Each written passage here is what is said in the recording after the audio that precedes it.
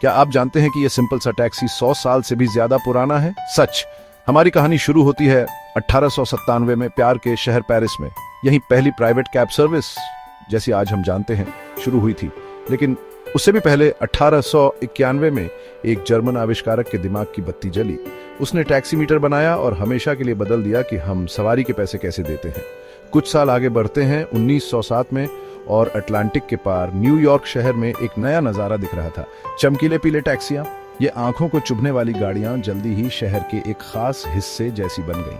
अपने देश में 1911 में कोलकाता शहर भी टैक्सी क्रांति में शामिल हो गया, अपनी खुद की कैब सर्विस शुरू करके, ताकि लोग भरी हुई सड़कों पर आराम से जा सके।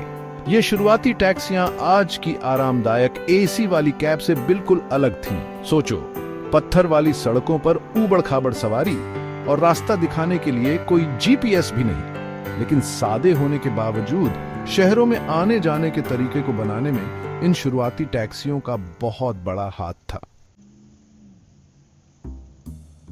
न्यूयॉर्क में पीली टैक्सियों का आना सिर्फ शहर में रंग भरने के लिए नहीं था। इसके पीछे एक जरूरी वजह थी।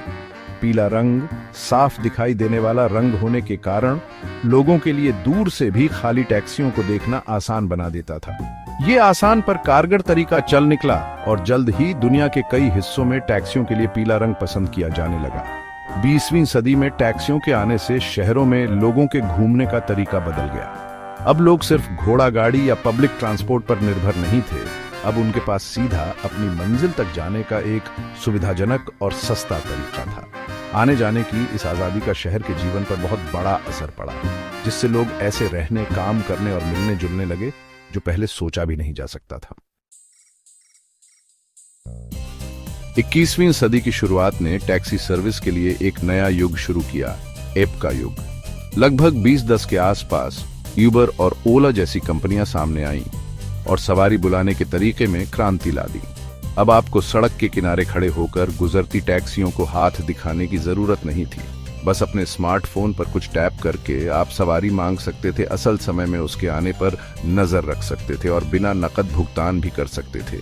इस तकनीकी बदलाव ने सुविधा और चुनौतियां दोनों लाईं। यात्रियों के लिए इसका मतलब था ज्यादा पहुंच, पारदर्शिता और इस्तेमाल में आसानी। हालांकि इसने डेटा प्राइवेसी, ड्राइवरों के अधिकारों और इस नई तरह की टैक्सी सर्विस के नियमन के बारे में भी चिंताएं पैदा की।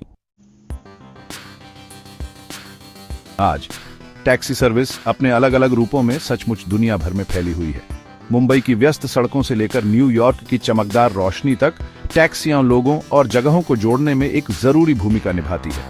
वे हमारे शहरों का एक जरूरी हिस्सा हैं, लाखों ड्राइवरों को रोजगार देती हैं और शहर में रहने वालों और आने वालों दोनों को एक जरूरी सेवा प्रदान करती है।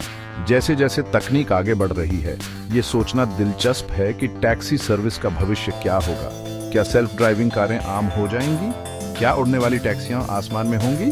ये तो समय ही बताएगा। लेकिन एक बात पक्की है, टैक्सी सेवा का सफर अभी खत्म नहीं हुआ है।